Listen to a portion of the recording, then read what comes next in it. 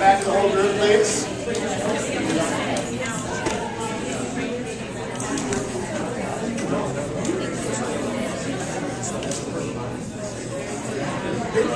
Okay. As we're starting to transition, and some of this is just part of my personality, I'm really global and reflective. As I'm walking around and listening to some of your conversations, I heard a lot of really great conversations. But I heard a theme that popped up at a couple of different tables that made me think about something I've been thinking about in my own life, my own family. For those of you that don't know, my wife and I actually became Catholic after we had been married and had all three of our children. So we chose the Catholic faith as adults. Conscious decision to join the church, and it's been a blessing on us ever since. But for our kids, for the most part, they were young enough that for all intents and purposes, they've been raised Catholic. So they really don't know anything much different. And I always think about that difference between the way my wife and I approach the faith and the way our kids do, because we chose it as adults. They were raised with it. So when we talk about our story and sharing our story, that might be an important lens to think about. If this is something that we've known our whole lives, how do we take a step back and see it? Kind of the metaphor that I thought of was almost imagining the faith as just this beautiful grandfather clock that my wife and I purchased 10 years ago. And we put it in our living room. And for my wife and I, we always remember purchasing that clock. And we look at it from time to time and enjoy its beauty. For our kids, they've been walking past it for 10 years. So to them, it's just a clock. So sometimes when we think about how do we tell the story to our kids, we have to think about our lens, we have to think about their lens. And how do we make the story something more than just a clock that's always been in the living room for those kids? And for ourselves sometimes too, that's a great refresher. So just something that kind of came out from some of the conversations I heard, and I wanted to share with you. Again, I'm a big believer in doing things deliberately with thought. And when it comes to sharing the story, I can't think of anything much more important than sharing that story deliberately. Turn things over to Kathy now. Well, I was walking around listening to the conversations too. There was lots of what's your story and some discussion about the student's story and really getting to know their story to help them to learn and grow. And that's where we're going to take it next is to when we're working with the students. How do we make sure that Christ is embedded in all that we do? So on each of your tables are some sticky notes, and I want each of you to take a sticky note. And if there's not enough, there's white paper there too.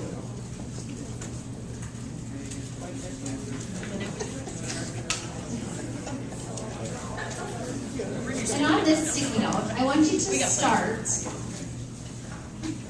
by writing the mission of Kemper Catholic School.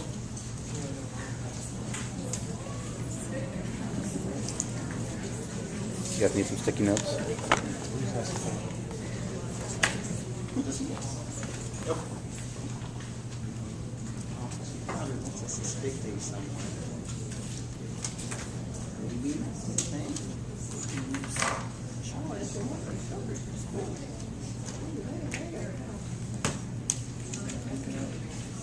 I know the price of the environment is what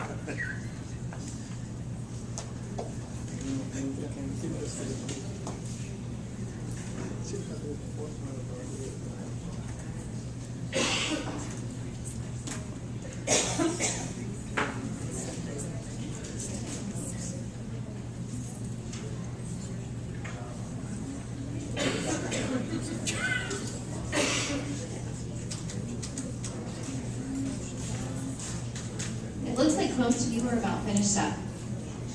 Once you have the mission statement, I want you to underline or circle words that are important to Christ's story, God's story.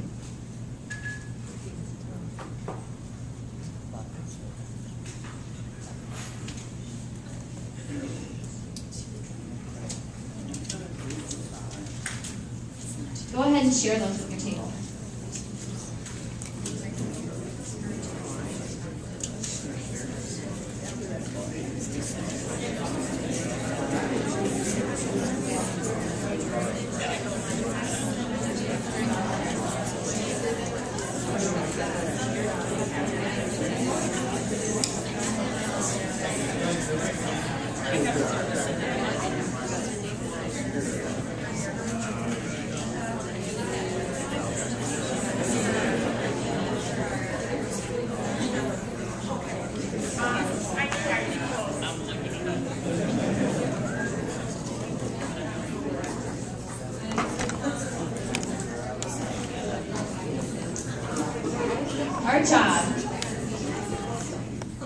teachers is to help live that mission every day.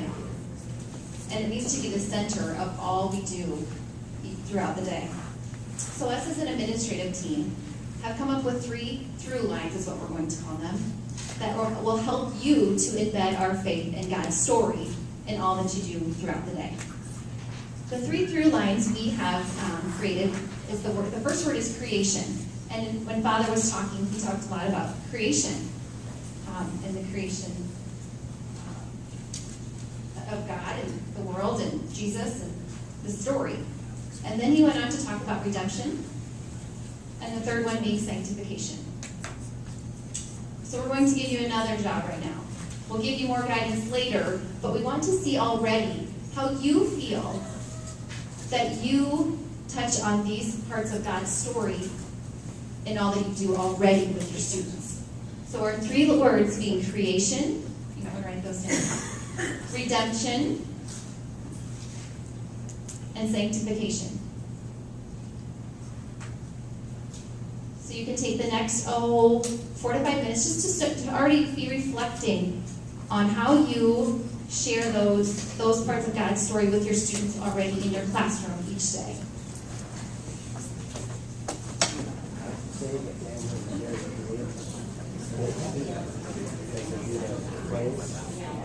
Of course.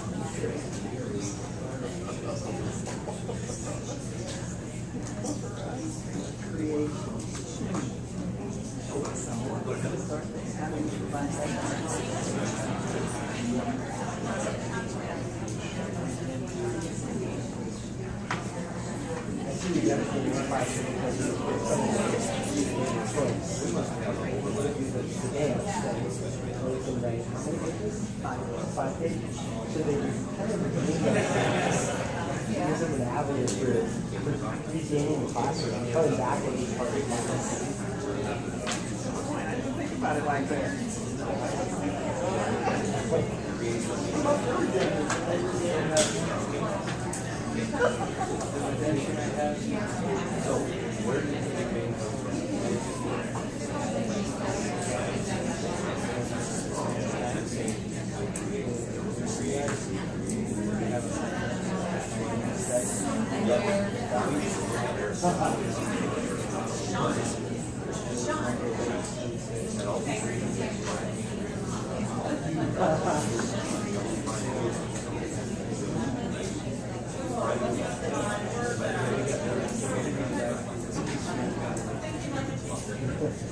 I throughout terms, reading the lessons on the previous day, now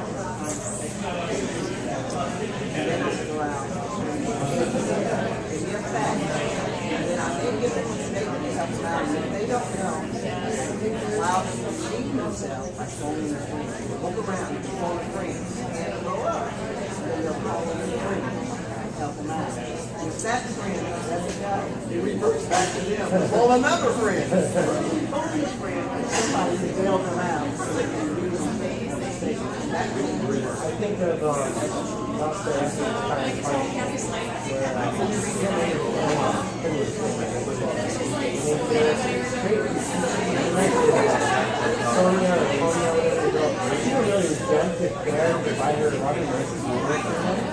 like trying to change. I don't know. I can't remember the end of the size, but he's there. It's kind of like a full friend. I really see her as like quite so.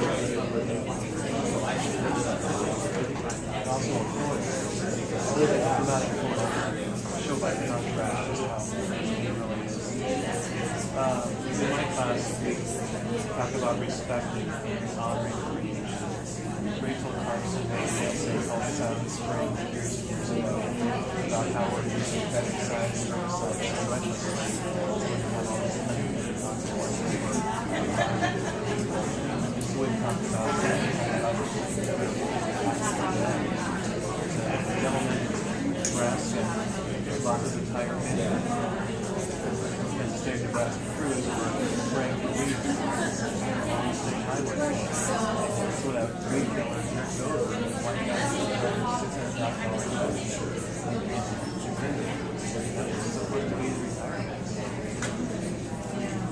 it's supposed to be the retirement.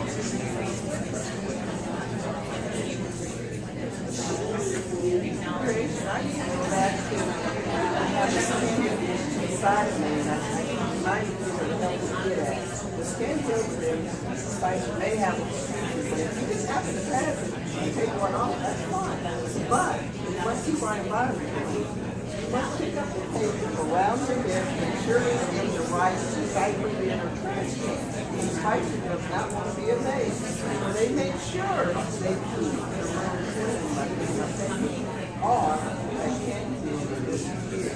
We've got another minute to finish up. Oh, yeah, we're not going to steward that. That's right. Which literally means that will happen. Clean water, Litter. I can't stand litter in the classroom. How often do they clean your rooms? They're supposed to clean them every day, but I have my own room and I have my own everything. If it's a way to find place. Because the food cold season,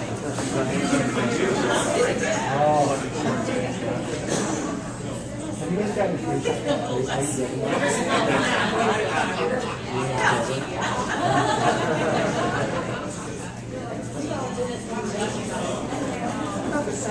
As I was walking around as well and Father, we were hearing lots of good ideas and ways you guys are already sharing God's story in your classroom. A lot of them were based around the religion class, which is great, and also about just teaching kids values and how to be good people, which is wonderful. That's definitely where we need to start. As we were talking administratively, we would also like to see these through lines be embedded in all that you do, whether it be in social studies, science, math, language arts. And so we are going to give you, Pete is going to give a little bit more of a description for each of these through lines, which might help you to have a deeper understanding of how that might look in the different curricular areas.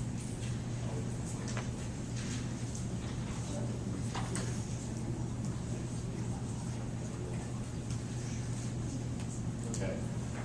I'll go ahead and use this a little bit and save my voice. Okay, so a couple of things as we're going through this. You know, as Kathy said before, we sat down and kind of tried to puzzle through these and created them essentially ourselves. And so when we look at our definitions that we're sharing with you, they're meant to be working definitions. You know, these aren't meant to be, yeah, we're going to quiz you on whether or not you know the definition we gave you. Ultimately, as we all know, and it's been discussed before, the diocese talks about it all the time, you know, we really want to try to incorporate the faith into every class we teach, regardless of the subject area. We are a Catholic school. But that's not always easy to do. And so we're just trying to provide some frames of reference, some themes, some through lines that help to make that process a little bit easier. And so this is also a growing process. As we work on this throughout the year, our working definition of creation will most likely be different than what we're starting off with here. So I don't want our focus to be so much on mastering a definition as it is for each and every one of you to internalize that, and how is that going to work for me in my class with my students in my content area.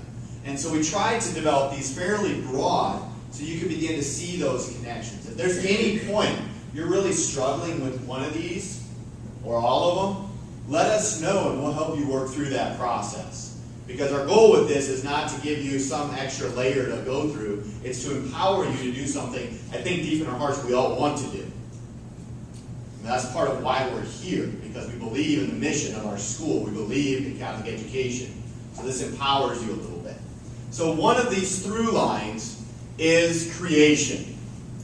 And when we talk about these, they're very philosophical because they're very global. And we'll give you some pinned down examples of maybe what this might look like to help you wrap your head around it. So we want to think of these as philosophies we can adopt, awarenesses we can develop in ourselves and our kids. But we all know in the practical side, we need to know, what does that look like? How do we do it? So there's going to be that philosophical, theoretical level, and then there's going to be that nuts and bolts level. So with creation, it's all about developing an awareness of really how much of a miracle creation is, and that God's present in all of His creation. Okay? You know, as Father said when he's talking about the story, the playground.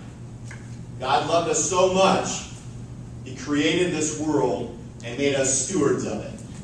I like that word personally, stewards, because it means that we have an obligation back, because God made it. And so when we talk about this, we're talking about really getting our students to realize that God is present in everything in this world that is created. And so anything that God created, and ultimately because we are created in the image of God, many things that mankind has created are tied to creation as well. So thinking about when we're working with our kids, what are we teaching that elevates creation, that shows God created the world and we are all part of it? So that's the first through line, realizing creation is a physical representation of God. We celebrate the real presence of Christ in the Eucharist, so there's a real presence of God in the created world around us too. And just being able to appreciate that as Catholics. So when we think of this through line, that's the lens we want to use. When are those times in your coursework that students are becoming aware of creation and the fact God is present in it? Here's something a little bit more abstract. So if you want to stop listening, you can. Well, I mean, I'm already not. All right, so talking about creation, I'm going to use the example of humanity. Genesis says we're made in the image and likeness of God. That is something we believe by faith, because God told us, the Creator told us this. We're made in His image and likeness.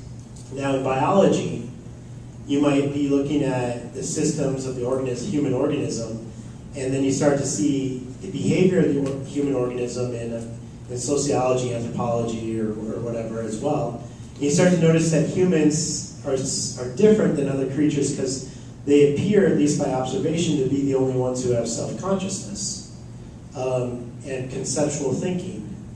And so you start to see scientifically this difference. Faith tells you about this difference. And that's because faith, which is given to us by God, and reason, which is based off of creation, us understanding creation, also comes from God. Creation comes from God. Faith comes from God. And so when we deal with something, we can either know it by faith or we can know it by reason. So for example, someone could believe God exists by faith. They believe God exists. But a scientist might be going through the macro causality of the world and start seeing, well, there has to be a cause. Well, and that scientist calls that cause God, whether it's impersonal or not. So that scientist arrived at that conclusion by reason. And this other person arrived at it by faith. Us as Catholics, we can arrive at it by both. And that's because God created creation. God and creation are linked. And so that's why we as Catholics can approach everything with faith and reason. And we shouldn't have to fear that they contradict, because their source is the same. All right, so any feedback? If you kind of got that a little like this, okay, and no, okay. So our vision for the creation through line is for our students to celebrate God's beautiful creation. They will see ordinary things that will become extraordinary when students see them from this perspective. So really looking at them in that different way and noticing the wonder and the beauty of things and bringing that to the students' attention and sharing with them that God created this for us. And I'm going to, Mrs. Mary Ann Briggs, I don't mean to pick on you, but one day we were driving, when I was teaching in St. Angela, we were driving to school and she said, "Did anybody see the sunrise this morning?" And a lot of us raised our hands. She goes, "That's proof that God is real." I mean, it was just so beautiful. And so that's why I chose the sunrise on our PowerPoint today, because just the beauty around us is just bringing that to the students' attention of creation. Some of you might be wondering, well, okay, so where do we go with this? So I just went through the standards the other night, because that's what I do as a curriculum person.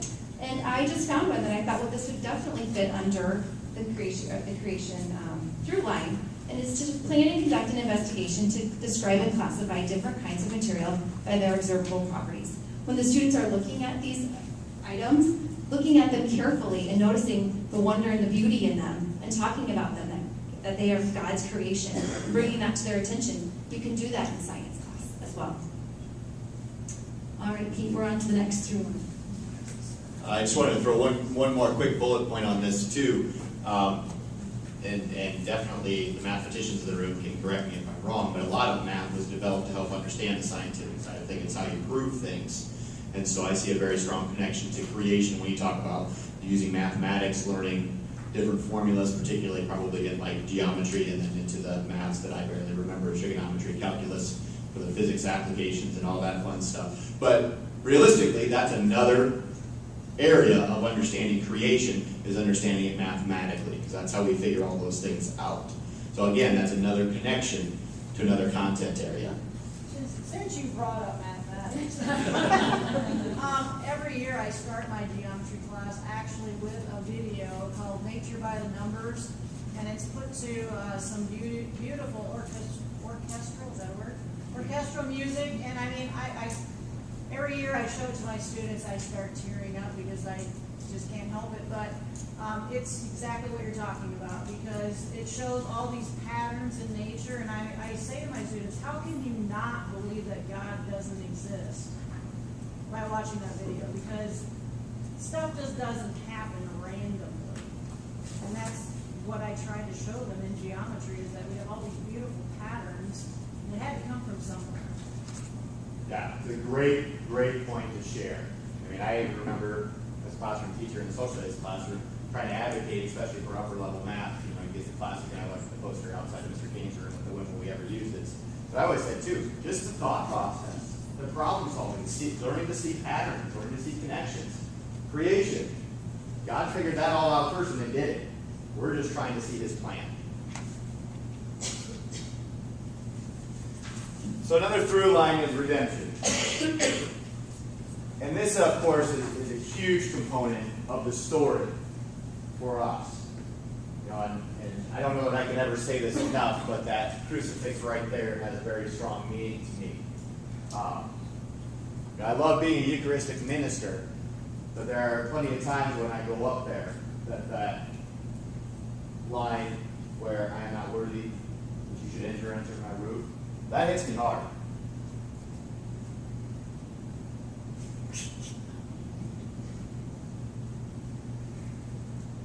Because I'm not. So this is a huge... Sorry, I'm actually getting emotional, so I'm laughing at myself. And that's a huge thing, I think, and an amazing gift to give our students, is understanding how this all plays out for us. We've been given something we could never earn. But it's a process to it. It's not just about sinning and forgiveness. It's about how God has worked throughout all of salvation history, the story that Father was sharing earlier, to help us achieve a state of grace and salvation. And that pinnacle moment of Jesus coming down, God and man in one, to absolve us of our sins. That's a huge, huge part of this. And I heard a lot of conversations about this, I think, in different groups. You talk about giving students a second chance, getting students to give each other a second chance. But this is a very powerful through line, because God has been constantly trying to do this for his people since we were created. From the Old Testament and the Jewish story to the New Testament and the Christian story. I mean, obviously God really, really wants this, or we wouldn't have a book this thick telling us how many times God has tried to do this for us. Granted, we keep messing it up, but he's still there to do it again.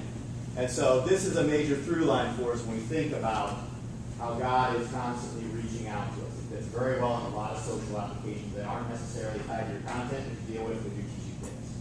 But again, it also can reflect in your content too. I just like to say a word on redemption. So redemption, remember, all things work under good for those who love God, right? That at the end of the story is goodness, which means there's, especially because of what Jesus did, there's never reason to despair. Especially, so a lot of our kids are suffering in various ways that you know, not accepted by society or whatever, and we have to be those witnesses to hope. And one thing about redemption is Jesus. We as Catholics believe that although we sin and fell from the grace of God, that we're not completely evil. Like we believe that we're good, but wounded by sin, where our wills and our minds and our imaginations and things just don't work like they're supposed to, and we make bad choices. And so there's always redemption of something good. And so wherever there's room for improvement, there's goodness, even if it's just a little, that you're improving upon, and that there's a fuller goodness that we're moving towards. And so that means, as Catholics, because of redemption, our view is never completely negative. Cynicism and negativity don't have room in evangelization. Goodness, and that's because of goodness. And our response to goodness is appreciation, gratitude, hope. And I like those words that Father just used, appreciation, gratitude, and hope, and sharing those with our students. Because that definitely goes with the vision of what we want for them when we think about redemption. A couple of just key points we put up is for our students to understand their call to justice, and that they will understand that God is calling them with a message that is simultaneously an invitation of love and a call to obedience, and that the students will act as agents of change by responding to those injustices.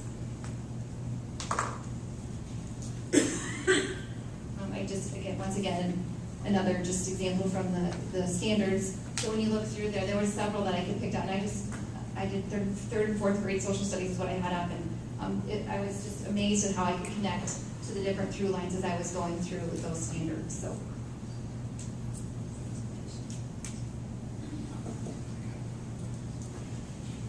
Yeah, and this is a good one too, because you think about promoting change or status quo. That applies outside of social studies as well when you talk about that, and can go into the process of redemption. So the final through line that we're introducing at this time, and we may find that we want to drill down and provide another through line that helps fill in those gray areas we can't. So again, it's an evolving process, but this was one of the other ones we wanted to make sure because we felt it was really important. And that's sanctification. It's a big fancy word. Probably sound really, really cute to hear like first graders say it. But obviously, you're going to approach this from different levels. But the idea behind sanctification is to develop an awareness of how God is lifting all things towards His perfection. At all times, God is trying to make things better, new, and pure for us in our world and in us as individuals. So in basic terms, it's very similar to meaning to be holy or to make holy. And as human beings, as God's children, as those that, as Father said earlier in his story, have been invited to walk in Jesus' shoes and act in His way of love, we have the ability to take part in that sanctification process. We were made in the image of God, and we work with God in His creation to make things better, to bring them up to a higher level, to make them less mundane. We are actively taking part in the sanctification process. So when you're working with your students to get them to achieve higher skills they never thought were possible, to untap potential they never realized they had, to get them to finally understand that formula that they never got in math class, that is a process of sanctification. It's really all about making the world holier, raising it up, and helping it to get as close to God's perfection as we can. And of course, we're human beings. We can't get it all the way there, but we're called to help the process along. So with sanctification, you're looking for times in your class where you're helping students to move that process along.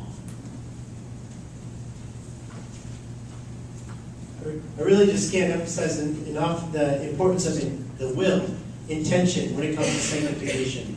That we do something for a certain purpose. Jesus, when He talked about love, it wasn't the emotional sort of love. If it was that, it was also much more. It was the love of the will, that a man lays down his life for his friends, where you sacrifice yourself for others. And so when you do your work for your kids, yeah, we get paid and so forth, but you do it for many more reasons. Some unique to yourselves, and some that we all share together. And that intention of loving Jesus in our children really raises it all up. It ups the ante. Because God alone is holy, right? Only God is holy. And things are only holy in relation to God.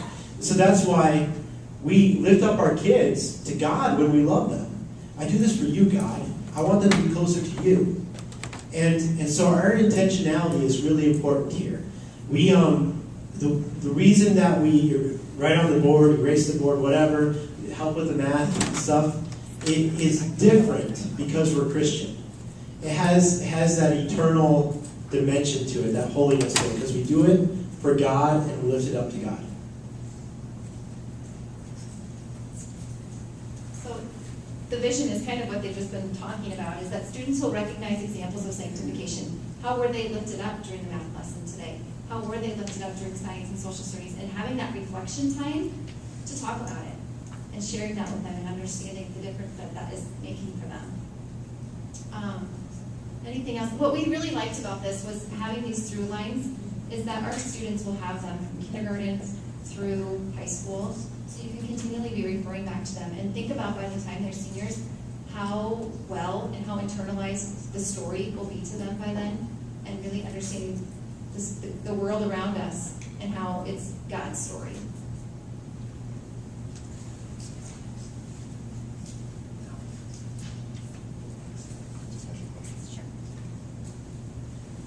We're going to go to the discussion questions, I believe. So yeah, basically just giving you a chance now to internalize a little bit of what we talked about. You had kind of a pre-test at the beginning where you were given the words and trying to come up with examples yourself. Some of those probably felt reaffirmed while you're doing it. Some of them you might have felt didn't quite match up with our definition. But again, it's not about our definition. It's about developing a working definition for you. So just have a little conversation, and we'll have to watch the time fairly closely. We'd like to keep everything on track so we're done where we're supposed to be. How has today's professional development helped you reflect on God's story and the teachings of the church? And how has it helped you to see how our faith can be embedded in what we do, regardless of discipline or time during the school day, to help our children become the best versions of themselves? So just have that conversation to kind of cement some of what we've talked about today.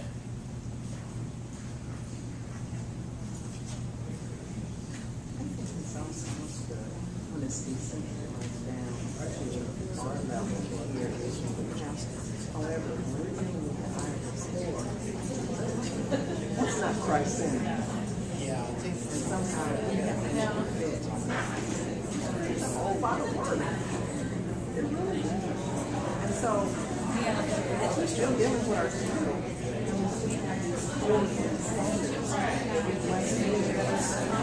putting that in.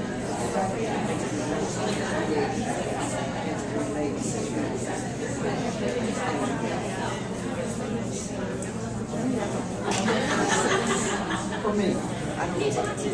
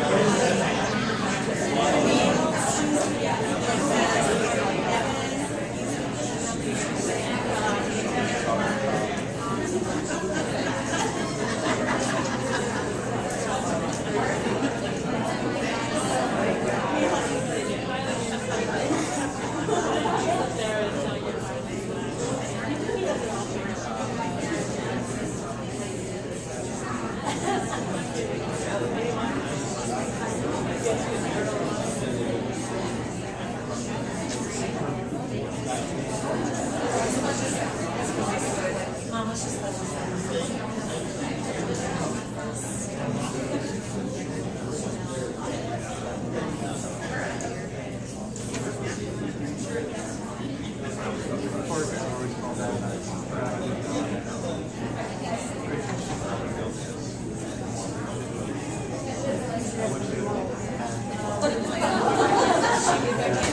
a laptop right there.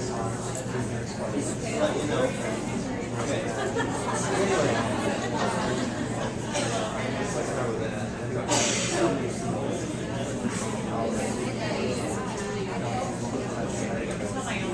Just love.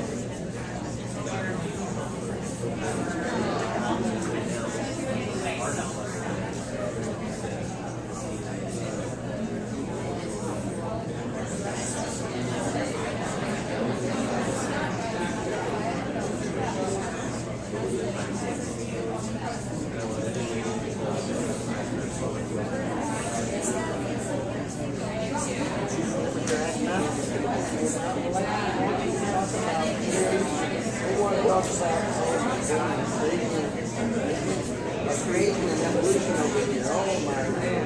What an argument that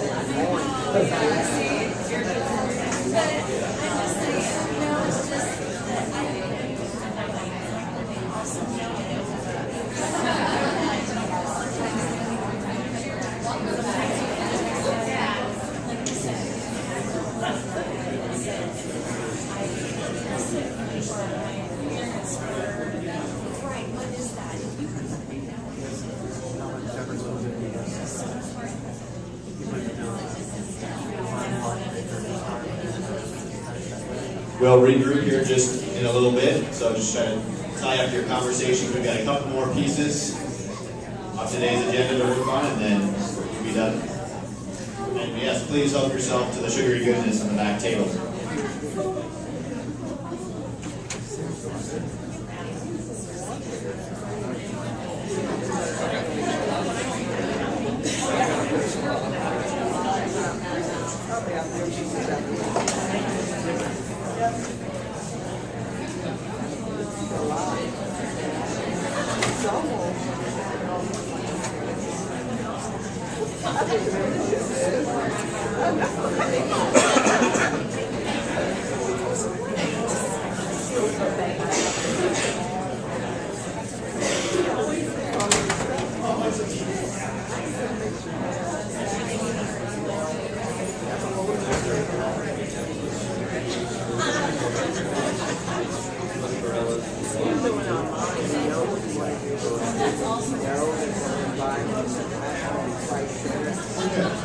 All right, if I could have you go ahead and close up your conversations.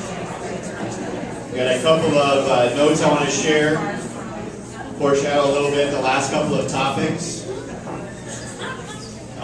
One thing that we want to do, just to help us as an administrative team plan for the next one is probably coming out right after we get done with this or shortly after sometime tonight. We're going to send out just a real simple Google form where literally it's going to be like one question, what was one of your biggest takeaways or impacts from this?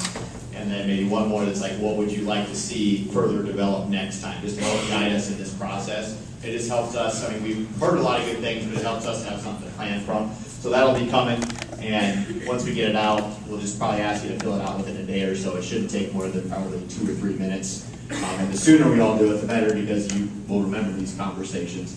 Teach for a couple of days with all the craziness that happens, and you'll be like, we kind of talked about this. Okay, so we want to help you with that process. So the last couple of topics we have is Mr. Steffes is going to talk about a couple of things with you. It'll be a kind of a quick topic, and then Father Feller will take the last chunk of time to go through some of those questions that were submitted to him. He sent out some of the questions. I don't know how many we'll get to, but he wanted to take some time to do that, and by doing it this way, we'll be able to answer probably more of those. So, Mr. Steffes.